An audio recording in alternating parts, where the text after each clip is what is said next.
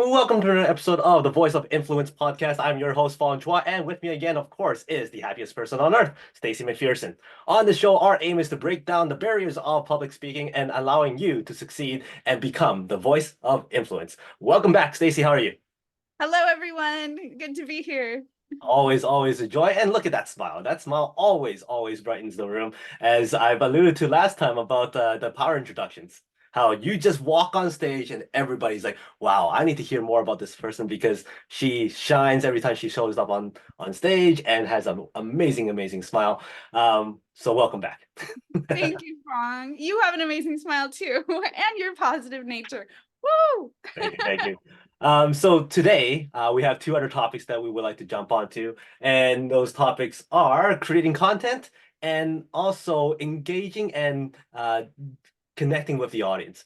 Two things I think is very important because if you don't have content, then why are you up there? And two, if you cannot connect with the audience, then why are they listening? So when it comes to content creation, what's your strategy on creating content? I know lots of people out there are saying, I don't know what to speak about. Who am I to talk about this? I'm not good enough to talk about that. Or how do I create this? They always have something to talk about. They just don't know how to put it together. So how do you do it? Yeah. Well, a lot of times people are reinventing something that's already been said. They're taking lots of things that have already been said and then making it their own. And one of the things that I have a little bit of a leg up with is I have a unique patented process for my coaching, and I can apply it to literally every topic out there. Like the way that I use this patented process, I can use it to talk about exercise. I can use it to talk about child rearing. I can use it for business settings. I can use it for health and wellness. Like it's really kind of amazing if you have something that's unique, that's not out there. And believe me, I've tried to find it out there. I've spent 7 years trying to find someone else who's teaching the same stuff, and it's just mine. And so I get to put my own flair, my own flavor when I'm talking about literally anything. So I could talk for days. I could talk for days and days and days. And I really am feeling lucky that way. But for everyone who doesn't have something unique, I want to share this, and that is that you are unique. It doesn't matter what you're sharing, you're going to share it in a way that's your own flavor, your own way of being and doing things, even if it's the same message that someone else is giving. And think about this: there are people out there who resonate with you, who who will listen to you, and they won't listen to someone else giving the same message. So you want to realize that those people are out there and they are looking for you. It's not just like, you have to try to find them, but they're also looking for you. And once they find you, your message is going to resonate with them, and you're going to impact them in ways that someone else won't be able to, even if they deliver the exact same content. Totally agreed. Something that I share with a lot of my clients when it comes to their book writing, and it's very similar to being able to stand on stage and speak about a message or a story and whatnot, is that over the last 100 years, nothing new has been written, but your voice hasn't been heard and your version hasn't been heard.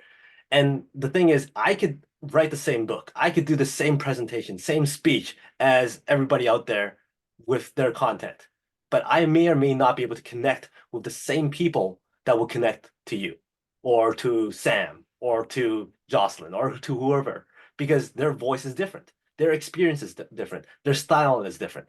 So therefore, every single moment that you're not spreading your message in your way, in your voice, is every moment you're depriving those followers, those people who gravitate to you from learning about that message.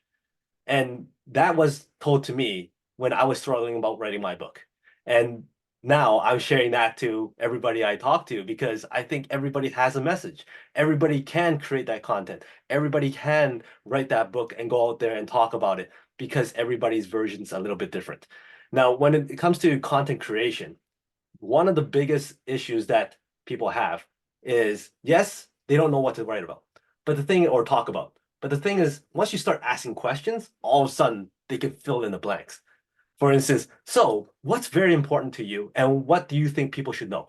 And then all of a sudden they go, well, I think they really should know more about money management. I'm like, oh, really? What are three important things about money management that you think people should know about? And all of a sudden they go, well, I have more than five. What do I do? I'm like, exactly. Yeah. Right? When you start asking questions, you realize that you have so much more content that you can share, that your problem now is how do I shrink it down so I can fit the allotted timeline, right? So Yeah. for you, when it comes to brainstorming stuff, how do you do it when there's so much stuff that you could actually share? That's so funny you would ask me that because I was thinking about this and I was like, I'm going to ask Fong this question. Do you start with a lot of content and need to narrow it down? What is your process like? Well, yes, I do. So I usually, when I prepare for something or create content for something, I usually just go and okay, give as much as I can now. Do I need to shrink it down? If I do, then I'll pick out the most important ones or the most impactful ones, and then I can always come up with either a second show, a second video, or whatever to do the other stuff and to complete the rest of the thought. The thing is, we all try to cram everything within a certain opportunity that we forget that opportunities will always come. If I Mm. wanted to do a video about mindset, well, I can talk about that for hours on end if I really needed to, but nobody's going to sit there and listen to it for hours on end. So separate it, two, three, 4 episodes about mindset, right? You can always break it down and you can always adjust things as to how it will be delivered with the most impact and most efficiently. What about yourself? Yeah. Oh, that's so good. Yes, I agree. I love how you were talking about like looking through your notes and finding the most impactful, most important parts. Like that is something sometimes people kind of get in the weeds of it and like just you don't step back from all of the weeds and say what is the core message here, what is the just the clear, concise, most important part, and what do I want to convey, and then bringing that out first, and then the things will just kind of follow. I love that. I had a something that I was really passionate about sharing, and I felt that way that you kind of alluded to, Fong, where it feels like at first where you're like, I want to pack all of this in because it's all good. Like I don't want to leave anything out.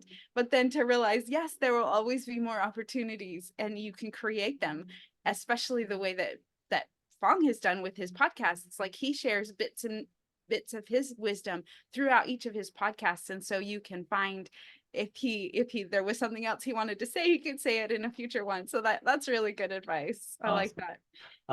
When it comes to content creation, one thing I highly, highly recommend people do is go through your mind and your memory about the stories that you have to share. Mhm. Life stories, experiences, and try and pick out what those stories are sharing with regards to a life lesson. And if you have a whole list of these stories that you could take out as needed, that is very, very advantageous because you never know when you're put on the spot, especially when it comes to impromptu questions or interview questions or improv situations. It's always great that you can pull a story from your past experience or memory and share that story. And you know for a fact you could fill 2 minutes, 4 minutes, 5 minutes, different versions of that story could do 10 minutes or 20 minutes so that you go, okay, if I do this version, I could do this much time. If you do this version, I could do this much time. Oh, you're talking about persistency? Great. I have a story about that. Oh, you have a question about mindset. Okay, I got a story about that. It's so important to go through that Rolodex or that data bank of stories that you have and find out, hey, what's funny about that? What did I learn? What's funny about this? What should people know about? And it goes a whole lot farther along when it comes to content creation because you could pick those stories out. Yes, it's so good. And stories are so powerful. They convey a point so well. They engage the audience and they're easy for us to remember. When you're practicing a speech and you have a lot of quotes or a lot of data or research, that takes quite a bit of time and effort to memorize to have the delivery be smooth. But stories, you can just say them from the heart, especially if it's about yourself. And I love your advice about gathering the stories. And I actually, someone gave me the advice of creating a timeline of my life.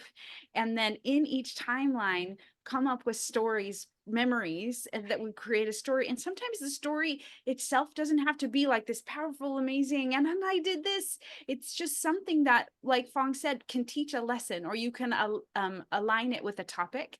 And so you can do it in advance, where you write down all the stories and then you suggest topics that could be covered.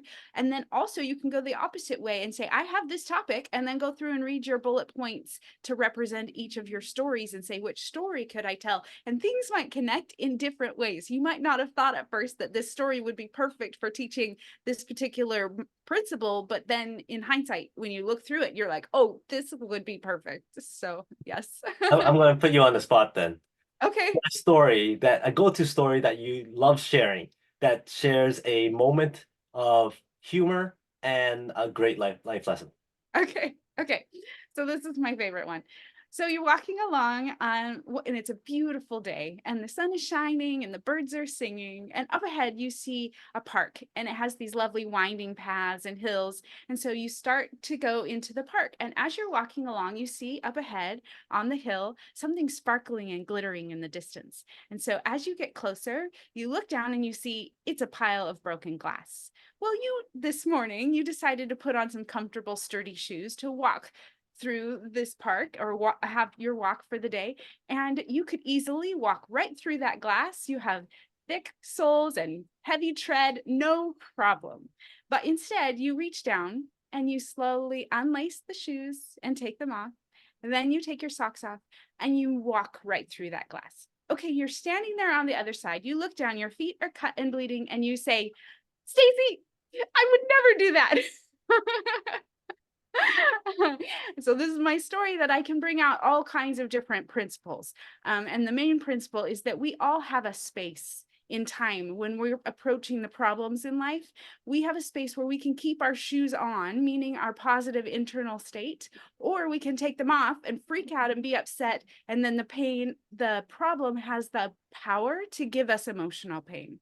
So that's just a fun one. Awesome. I'll let you choose. I have a story about perspective. I have a story about asking for a second opinion, and I have a story about how systems may or may not be effective as you think it would be. Okay, let's do systems. Okay, so I'm not sure if you know, but my wife and I got married at Disney World. And the reason why we got married at Disney World was because we're big fans of Disney. And the first thing that she said when I said, hey, let's do a destination wedding, and she goes, no sand. So that just eliminated all beaches, no Mexico, no Caribbean, and all that kind of stuff. I'm like, well, how about Disney? And she goes, oh yeah, okay, let's do that. Well, there's systems in place in Disney where they'll take your information, they want to make sure that every single thing is taken care of and whatnot. So you have to call them to book the wedding pavilion, you have to call them to book the what do you call it, the reservations for the restaurant, the get the pastor there and all that kind of stuff. Now, I have to say, that system you would think is pristine, but it's not as pristine as you may think. They think that every time they ask you a question to find out, hey, what are you celebrating, is gonna make you feel good. But let's put it this way. I had to make many phone calls. And the most unfortunate thing is I would be talking to the wedding group, but they're not connected to the reservations for the hotel. And they're not connected to the reservations for the restaurant. So therefore, I have to call 3 separate times or whatever many times to all the different things that I need to connect. And each time they go with a script, which is their system. So, what are you celebrating with us today? Well, I'm getting married. Congratulations. I'm like, well, thank you. Well, that is great. The first maybe 2 times. But by the fifth time, they ask, hey, what are you celebrating? I'm like, well, we're having our wedding there. She goes, congratulations. Yeah, I'm like, yeah, let's move on. It got to the point where I got annoyed with the congratulations, which is completely not what they wanted. But that's where systems fail. When they don't connect everything together, the profile's there. I'm pretty sure it's on file. Why are you asking me over and over and over again? So the lesson is yes, systems are important, but you may want to go through it and kind of find out the kinks of it so that you can make it not completely concrete, so that there's some, flexibility in your systems so that you're not pissing off your clientele. So Yes. that's my story about that. I love it. I love it. That's awesome. And it shares a little bit about you and your background. I love that. It's so much fun. Well, anything else you want to share about content creation? No, I think I'm good, but I'm so excited about talking about the next one, connecting with the audience. And I wondered, so what are your tips and tricks? How can you help people connect better with their audiences? Well, I know we kind of started this conversation a few episodes ago about what's in it for me, what's in it for the audience. From that perspective, it's okay, what kind of value am I adding with regards to the content I'm giving so that they are engaged? Asking the questions when you're on stage, finding out what type of audience it is, and finding out why they're there to begin with. But another way of connecting with the audience, I think we talked about this a little bit before about in introductions, is that hey, you want them to be engaged with your talk, with your presentation. I love doing some kind of exercise at the beginning. I love asking engaging questions at the beginning of my talk so that they are in it right away. Their energy is up right away. Now, something else I do is if it's a live event, I love going to the event early so that one, I get to connect with people who are there in the audience. Maybe picking out a few people who I know by name, or maybe just to get to know other people coming in, why are they there. And then when I'm on stage, there's a connection between me and the audience because they already met me prior to me being on stage. But I also am able to pick people out by saying, oh, I met this person. Oh, I had a great conversation with this person on stage in my presentation. But the moment I am able to refer to other people in the audience as a group goes, oh, as a group, we're represented in the presentation. So there's a connection there as well. What are some of the things that you do? Because that's what I like doing. I like being able to incorporate people in the audience into the presentation so that they all feel like there's a connection in place. What do you do? Oh, that's so good. I love it. I love it. If I have time, I love to bring someone up on the stage. That's my favorite. Is if I ask for volunteers and I bring someone up and everyone is like, woo, like the attention is so powerful. You feel like you can just feel it because everyone's putting themselves on the stage. Like that could have been me. And so you see it if you watch, any kind of like like show on TV where they interact with the audience. Whenever they bring an audience member up, it's just so much more impactful. So I'll do that, but generally you have to have at least 15 minutes on the stage in order to bring someone up because you can't always guarantee how much time it's going to take with them, especially if you're asking questions or interacting with them in some way. You can't gauge it, so it's the very best if you have a much longer time on the stage, but that's my favorite. So What yes. one of the things I love doing if I'm bringing somebody on stage, usually I try and pick people who one don't have a lot of experience on stage, and it's gonna be a wow experience for them. And therefore, if they're on stage, I might ask them a question or ask them to say something or do something, and then quickly do a step back and take a quick picture of them on stage in front of so many people, and then go, "Hey, look! Now you have a great photo to tell people, hey, you just spoke in front of all these people." And all That's of a so sudden they're like, good. wow, this is something I would never get. I'm like, that's something that I love doing because it Oh, really makes them shine. oh, that's so good. Okay, everyone can benefit from that tip. That's really awesome. I have a question for you. How do you connect with the audience when it's a virtual audience? That is a lot tougher. And I've had some experience where I'm speaking like across seas virtually, and different cultures have different ways of engagement. The toughest to engage is when virtually there's nobody on scene. Right? Everybody has their cameras off, and you're just kind of stuck going, I don't Yes. know how they feel. I don't know if they're paying attention. And that's when you try and utilize the chat box as much as you can. I had an experience speaking with a group in, I believe it was Singapore. And man, they use that chat box so effectively. They'll go, if the person who's introducing me will go, hey everybody, please welcome up Fong. He's gonna be giving this great content about branding and speaking. Let's show him some love on the chat box. Type in Fong, Fong, Fong, Fong, Fong, Fong, Fong, Fong, Fong, Fong. And I saw all these Fongs come on the chat box.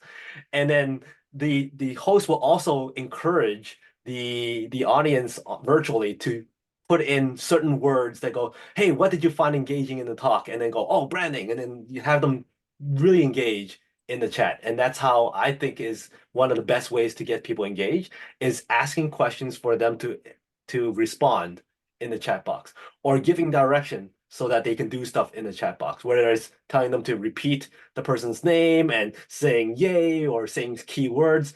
Getting them engaged there allows them to pay attention more. I agree. I agree. That's so true. And they're reading other people's comments, and they're feeling like they're a part of it, especially like you said, when they're off camera. That's the hardest. And then what about when they're on camera and you've got like a whole screen of people? How do you connect in that way?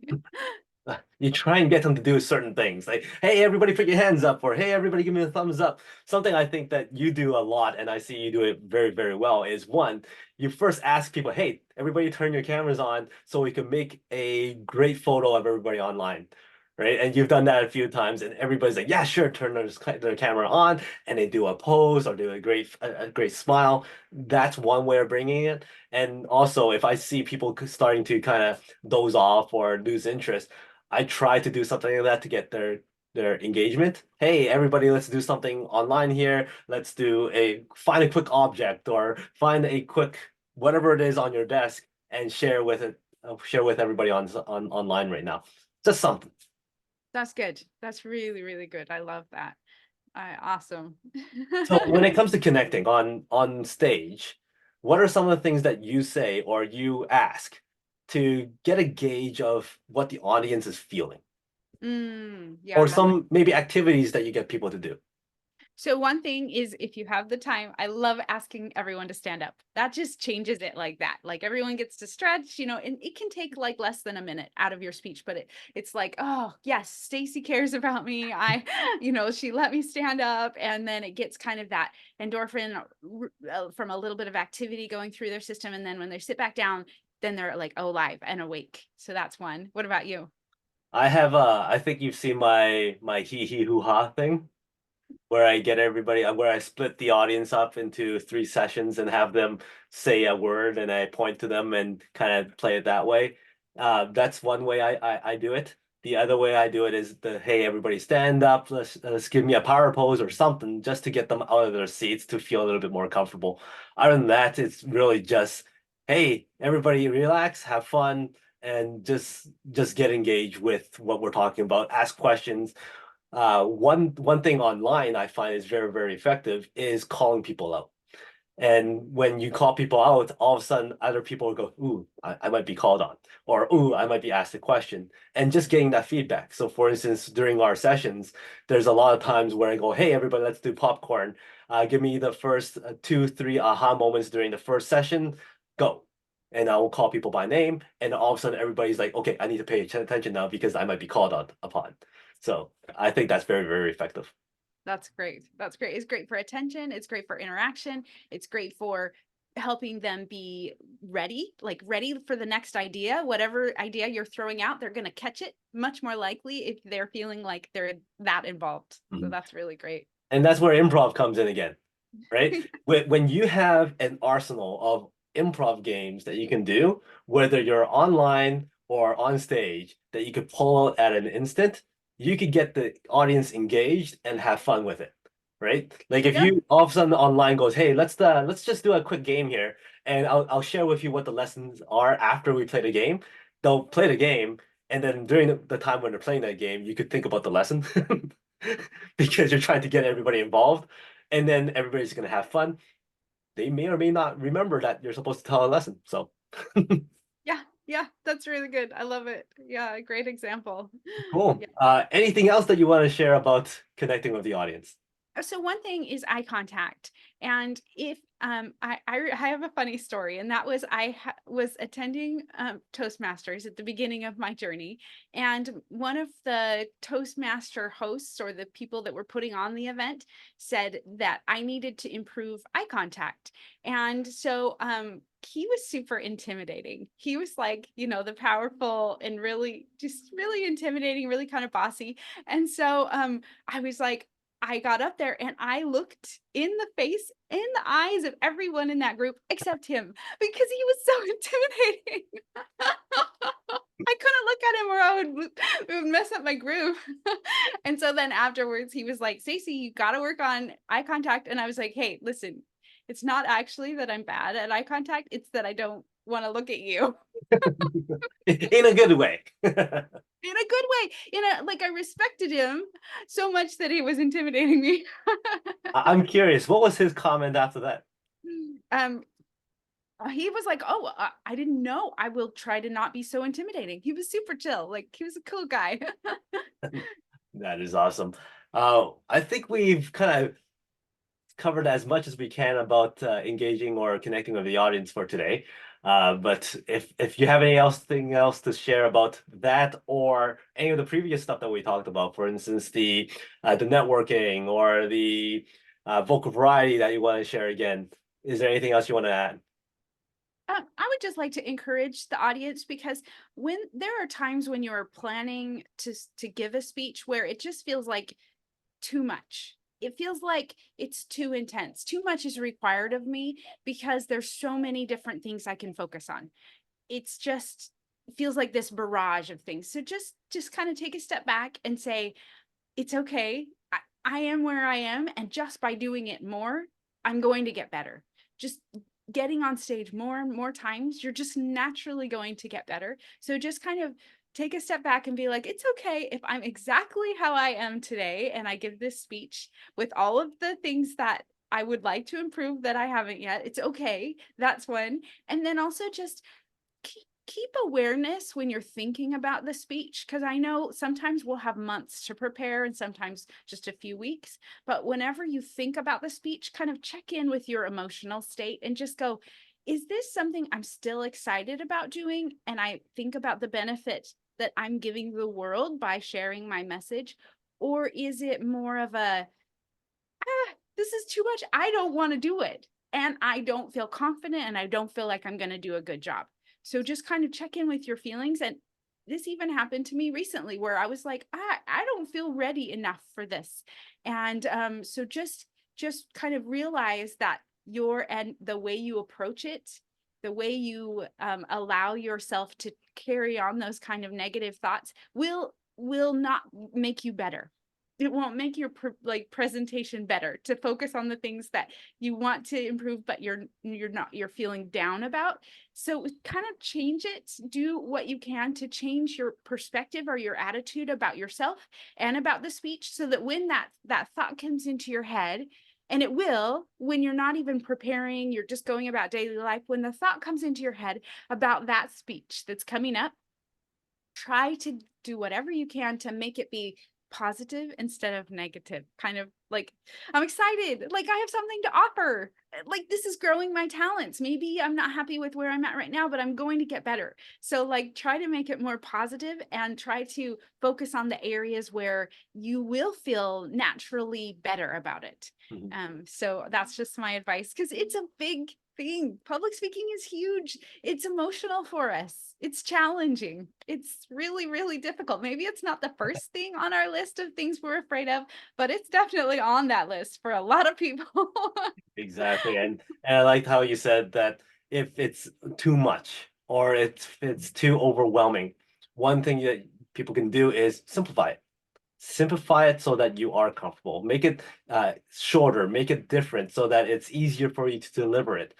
Add in more questions, add in the wonderful thing about questions is that it gives yourself time to breathe, Yes. right? You don't have to constantly give content, content, content. Once you go, okay, just very quickly, who here has an aha moment they want to share about what we just talked about, or ask a question about your topic for people to even if it was rhetorical, you throw that question out there expecting people to answer a certain way, but at least you throw it out there to the audience, and that moment gives you some time to go, okay, let's just gather my breath again, gather my composure. Let's keep going. I need more time. Ask another question.